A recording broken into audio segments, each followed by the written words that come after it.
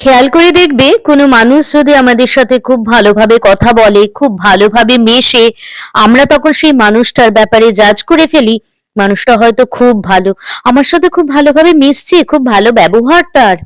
কিন্তু ওটাই হচ্ছে সবচেয়ে বড় বাঁশ পাওয়া আমাদের বস। কি বলতো, এই ভালো মানুষের সুযোগটা নিয়ে না আমরা জানো তো অনেকটা দুর্বলতার কথা, আমাদের কষ্টের কথা, আনন্দের কথা, সুখ শান্তির কথা সব বলে ফেলি। আর ব্যাস, তখনই সেই মানুষটা বুঝতে পেরে যায় একে বাঁশ দেওয়া খুব সহজ। আর সঙ্গে সঙ্গে না আমাদের সেই দুর্বল মুহূর্ত সে একটা একটা করে ফেরত দেয়। খেয়াল করে দেখবে সেই দুর্বল মুহূর্তগুলো সে কিন্তু বেশ ভালোভাবে এনজয় করে।